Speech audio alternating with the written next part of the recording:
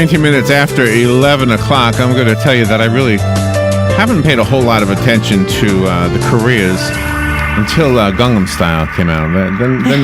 Then for some reason, I was fascinated by the song and by the whole culture, and I was watching videos, as probably we all do whenever we are fascinated with something in today's world. We go to videos and watch videos or read books. And what I wondered is, it seems like such a huge difference between South Korea and North Korea, and it's almost like a mystery. Like, North Korea is like this mysterious place, and it's always in the news as being, a trouble place. But I don't know, when I saw videos of the people who actually live there, they don't seem so different than the South Koreans. Yeah. Except for maybe their lifestyles. It's the leadership that is always troubling, I think, from that particular country. So it was with great interest that I was reading about. We haven't received the book yet, so I haven't seen the book called Half-Life, but it is an espionage thriller novel, but it's not written by anybody. This is written by Paul H.B. Shin. My notes told me that he was born in South Korea, moved to London, I think it was. Now he lives in Brooklyn. He's an award-winning journalist. He's a contributor to ABC News and the New York Daily News.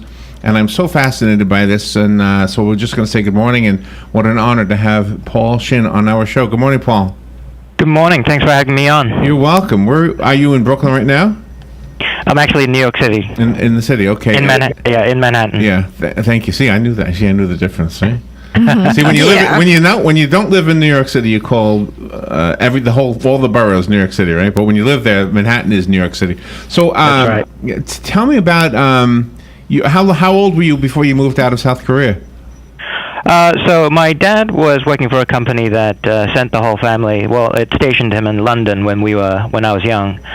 So I lived there for about 7 years when I was in preschool and elementary school.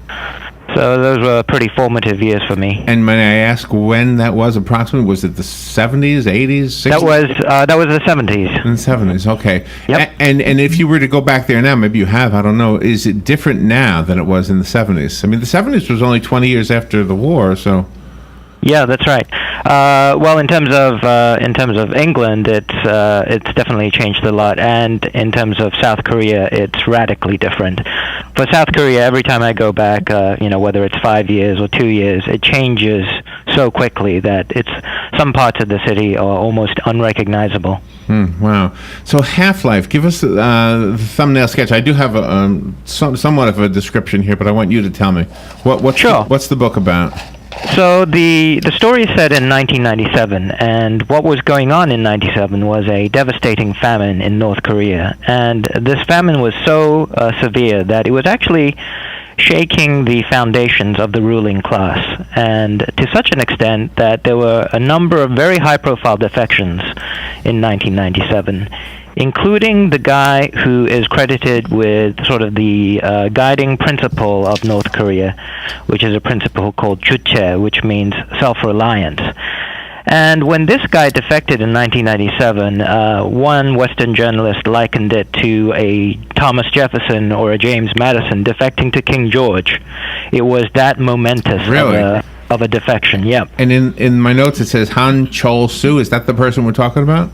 That's right, yep. And nailed it on the first try. Is he a real person? No, he's not a real person, but a lot of the sort of peripheral characters in the novel are based on real people, as well as the locations and some of the events are based on real events. So I wanted to kind of get into the mind of a North Korean official who kind of knew the problems with their own country, but they're living abroad, so they also see the kind of the wealth and luxury of the Western world. And so I wanted to get into the mind of somebody who has to kind of square those two paradoxes.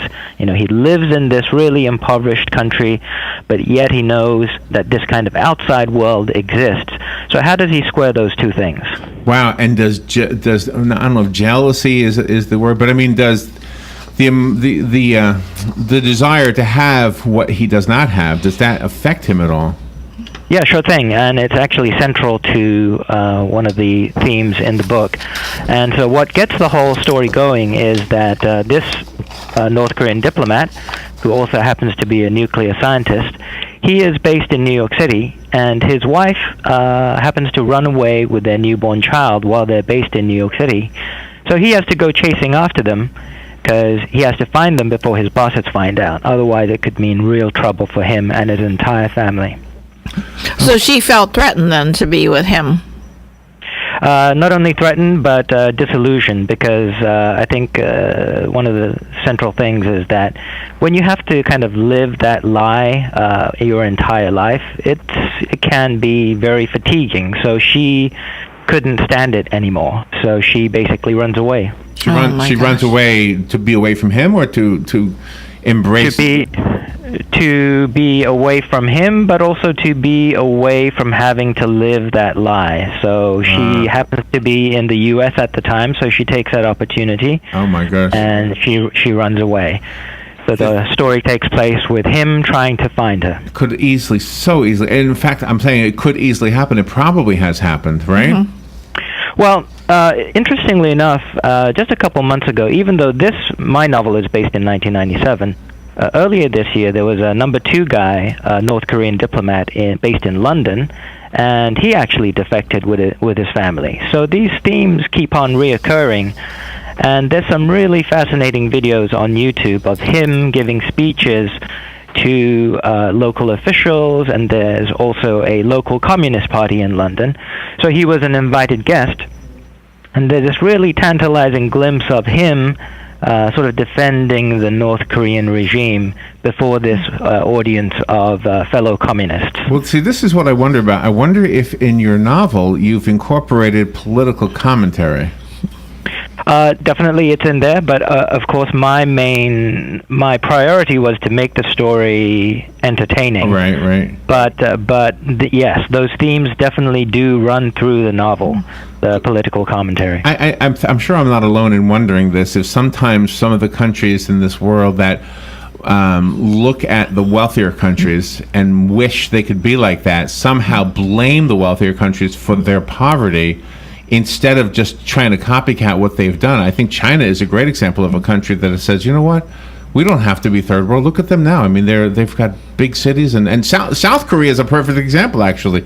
Just the neighbor, right? So, right, exactly. I don't know. I mean, maybe that's the commentary that hopefully can trickle back to them. I don't know. Yeah, there is that element in there. In fact, that sentiment is expressed by one of the characters, that the West is so wealthy, how can the West impose all of these restrictions on us at the same time they live in the lap of luxury, that kind of thing. I think that sentiment actually does exist in the third world a lot. Are you ever nervous when you write stories like this, knowing it's going to be out there and that someone might target you because you hit too close to home? Well, it's that episode with the interview with the Seth Rogen movie from a couple years back. Yes. And it was theorized that the North Koreans were responsible for hacking into the Sony emails. Right. So yeah, definitely, I realize that there's a heightened risk in doing that. But as a storyteller, I have to sort of get to the truth, the emotional truth, and also some factual truth of the events. So I'm not going to sugarcoat things on things that I think need to be said. Gosh. As a journalist, did you find it refreshing to be able to spread your wings a little bit and be creative and be a novelist? Yeah, definitely. That's one of the things when there are many examples of journalists writing fiction, and one of the things that it allows you to do, it frees you from having to adhere to the exact facts of the day. And a novel like Truman Capote's In Cold Blood, at the time it was hailed as a nonfiction novel, or a nonfiction book. But nowadays a number of things have come up in the decade since that lead us to believe that he kind of played fast and loose with the facts. And so that kind of book, nowadays, I don't think could qualify as nonfiction anymore. Oh, that's interesting. Super. Paul, thank you for being on there. What a fascinating but short interview. We've got less than a minute to go. Can you give us a website so we can get the book? Sure thing. The best way to find out more is to go to my website, paulhbshin.com. diplomat.com, and it's available on all the online stores. Okay, and we'll put that link on our when we put this video up. We're doing a. Well, you're not on the video; it's just a picture of the studio here, but the audio from the video will be on YouTube and our Facebook page. Paul H.B. Shin, thank you. If you celebrate the holidays, have some good holidays, and good luck with the book. Same to you. Happy holidays. All right, thank you. Half-Life. Don't forget the book Half-Life. Paul H.B. Shin, S-H-I-N. We'll be right back.